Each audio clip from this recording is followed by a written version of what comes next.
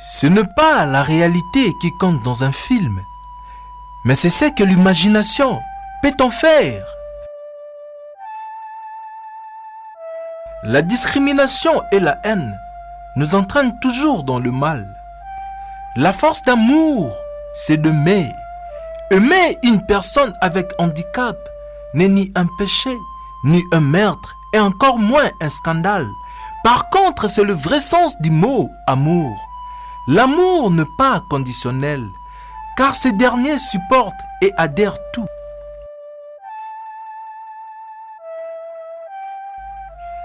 Au pays de Nelson Mandela, résidait un aveugle orphelin et son frère. Il s'appelait Rousseau et son frère Django. Tellement qu'ils étaient des malheureux, Django sortait chaque matin pour aller voler de l'argent et nourrir son frère.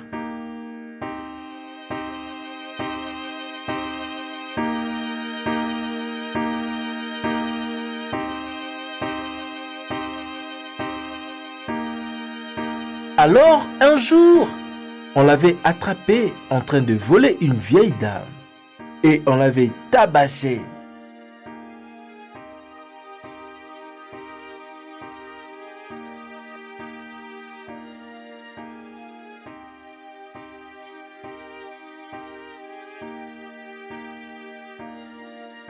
Le lendemain de ce jour-là, Django réfléchissait comment il fera pour nourrir son frère handicapé.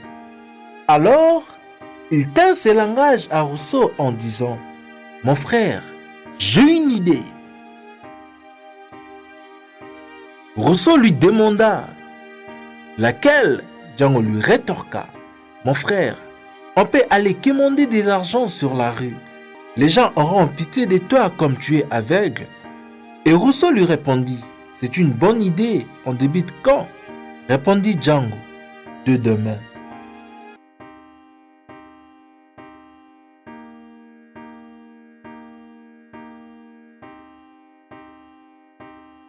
À l'endroit de la quémande, les gens donnaient de l'argent par pitié à cause de Rousseau.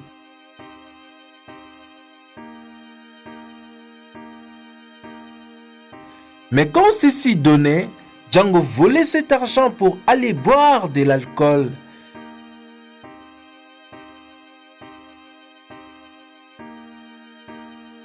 Parmi les gens qui leur donnaient l'argent, il y avait une fille au nom de Belle qui donnait chaque matin 50 pièces de monnaie avant d'aller à l'université. Et quand elle remettait cet argent à Rousseau, elle lui chuchotait à l'oreille « Que Dieu te fasse grâce pour qu'un jour je puisse me voir. » Rousseau répondait toujours « Amen, que Dieu exauce ta prière. »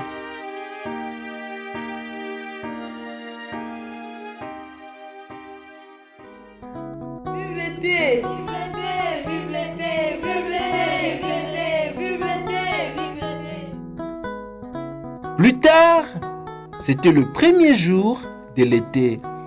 Rousseau écoutait les gens exploser de joie qui disaient « Vive l'été! Vive l'été! Vive l'été! Vive l'été !» alors que lui était toujours là, percevant tous ces cris. Il était si triste car il lui était impossible d'admirer la beauté pittoresque de cette saison. À l'instant même, Belle était venue lui donner de l'argent. Alors Rousseau demanda à Belle « Pourquoi les gens crient-ils de la sorte ?» Belle répliqua « Ils crient parce que c'est le premier jour de l'été. » Au même moment, Rousseau manifesta un signe de regret en disant « Ah, si j'avais la vue, je pourrais aussi admirer cette merveille. » Et Belle lui donna une parole d'espoir en disant « Un jour, Dieu te fera grâce pour que tu puisses voir toutes ces merveilles. » Et ce jour-là, Rousseau décida de s'enquérir du nom de la fille. « Jeune fille, comment t'appelles-tu » Et à la fille de répondre « Je m'appelle Belle. » Rousseau répliqua « Enchanté Belle, moi, on m'appelle Rousseau. J'espère que tu es si belle comme ton nom. » Belle donna un sourire. Elle ressemblait aussi à son nom, mais Rousseau ne pouvait pas scruter cette beauté. Alors, Elle dit à Rousseau, peux-tu aller à la plage pour respirer l'air de l'océan? Rousseau répondit, si seulement tu me sers de guide. Et ils se sont dirigés vers la plage.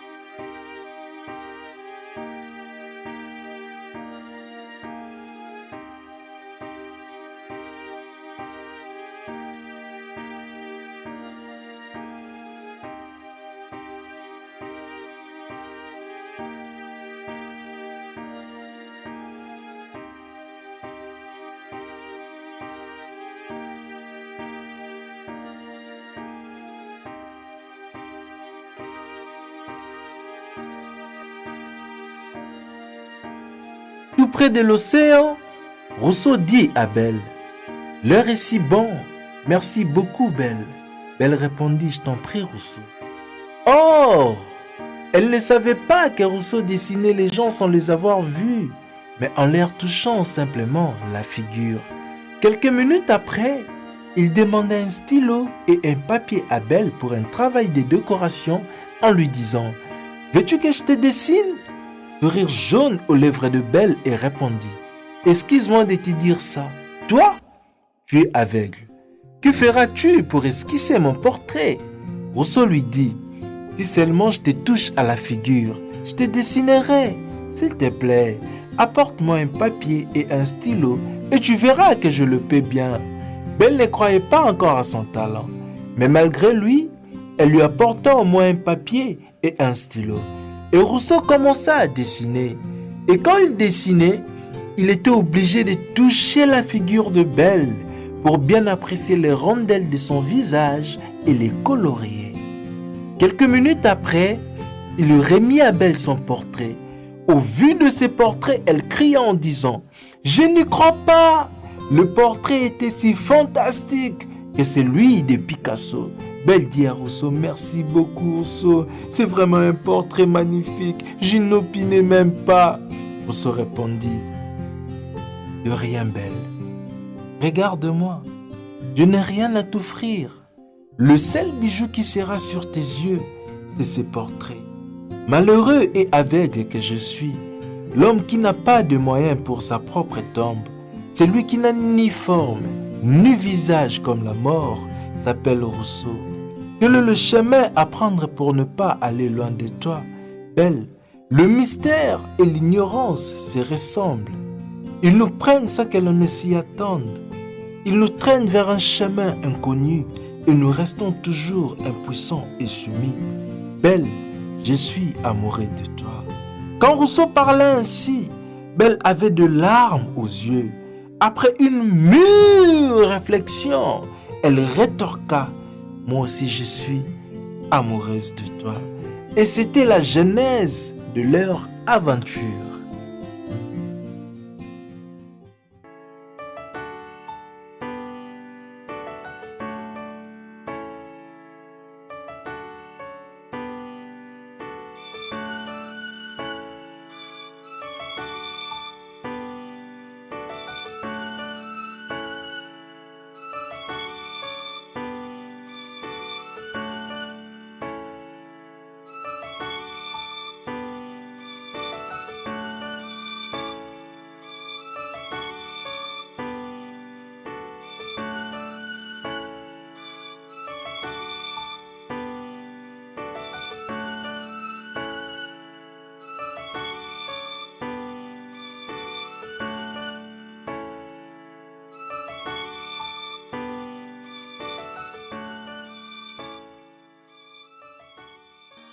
Deux semaines plus tard, Belle dévoila son secret à sa mère en lui disant « Maman, j'ai maintenant un petit ami qui est si beau. » Sa mère, tout étonnée, dit « Ah bon, c'est une bonne nouvelle, ma fille.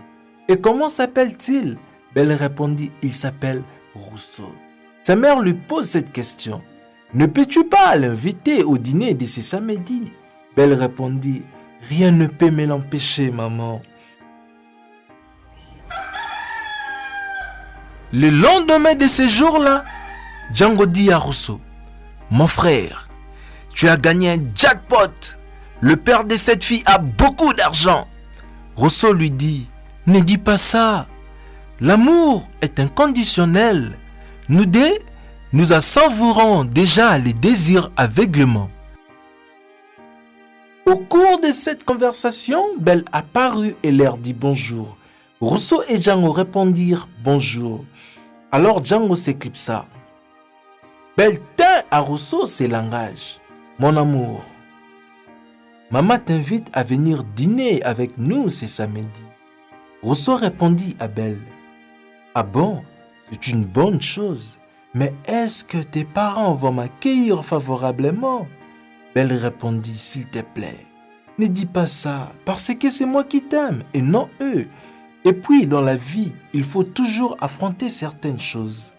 Quand Rousseau attendit cela, il prit courage et se décida d'y aller. Le jour J, Belle vêtit Rousseau comme un roi et elle se vêtit comme une reine. Ils cheminaient comme les jeunes mariés lors d'une cérémonie.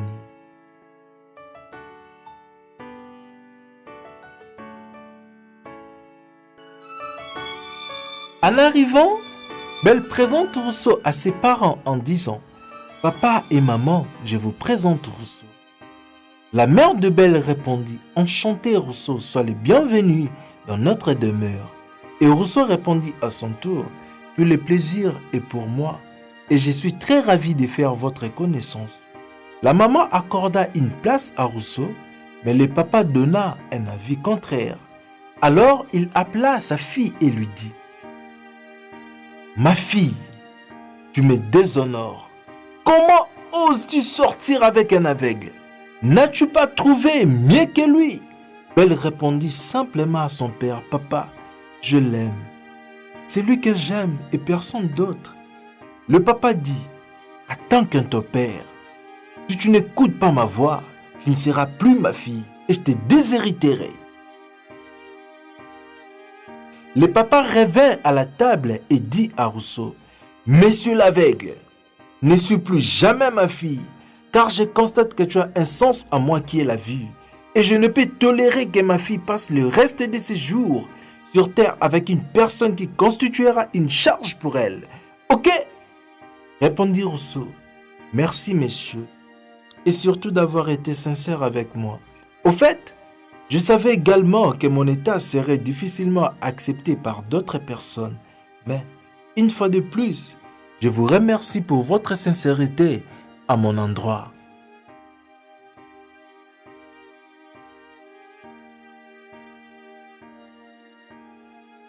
Alors la maman de Belle vint et lui dit, « Prends courage mon fils, la vie est faite ainsi, il y a toujours les hauts et les bas.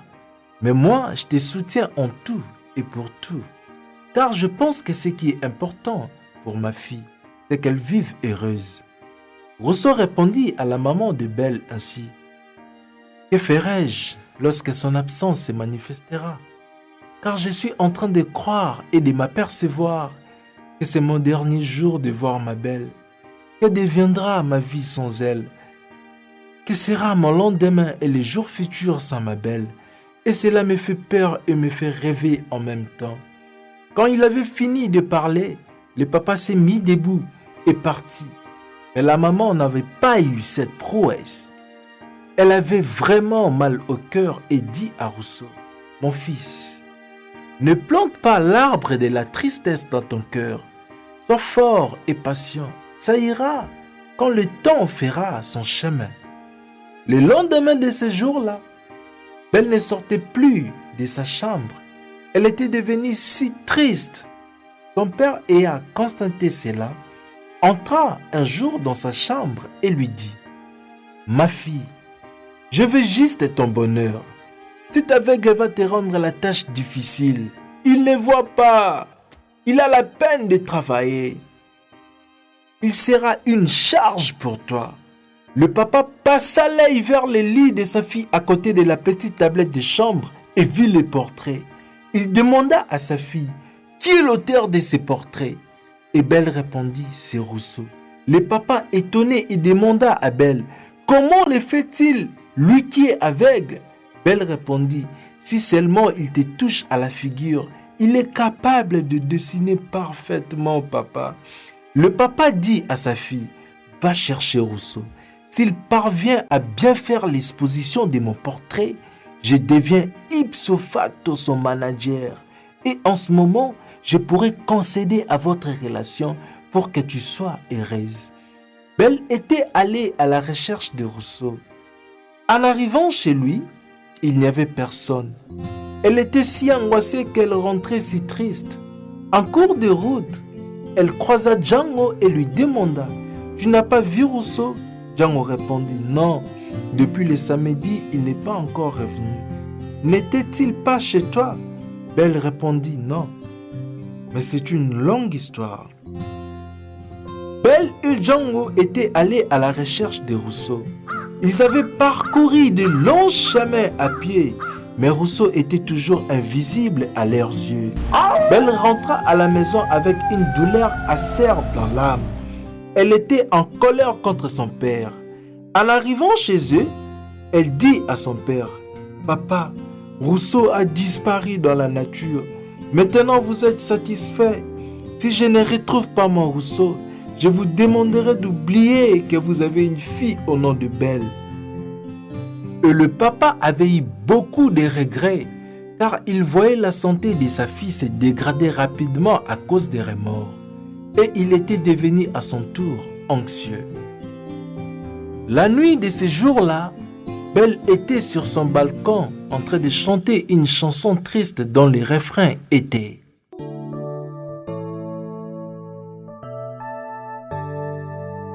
Dans ces pays, on était à deux.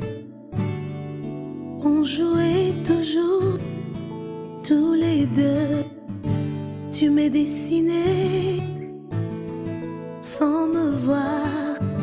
Tu étais le maître de tout le monde. L'amour qui s'est transformé à la haine pour nous détruire. L'amour qui s'est transformé à la haine pour nous détruire.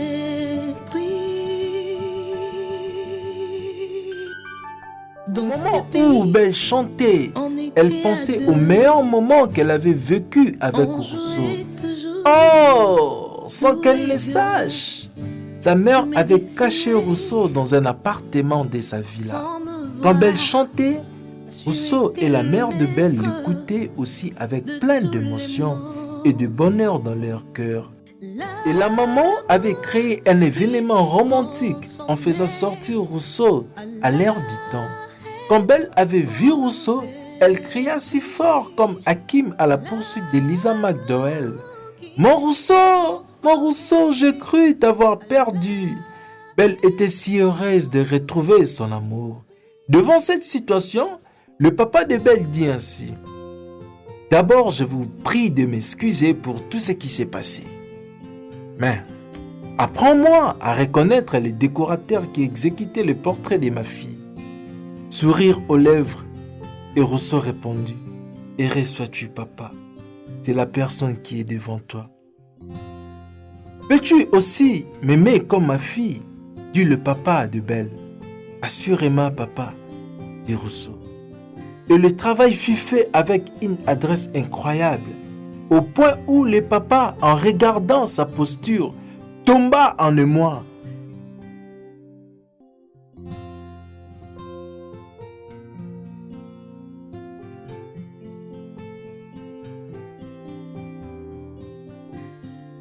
Quelques mois après, Rousseau était devenu un grand dessinateur.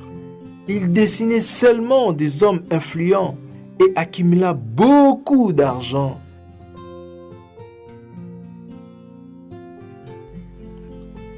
Dieu est si bon et grand. Il peut permettre que quelqu'un, malgré son handicap, soit pétri de talents. Dans ce monde, nul n'est au-dessus de l'autre. Tous, nous sommes dans un même pied d'égalité. Je dédie cette belle histoire à toutes les personnes vivant avec handicap. Je vous remercie infiniment. C'était le frère Nino Mayambou, les Kérox de Jésus-Christ de Nazareth.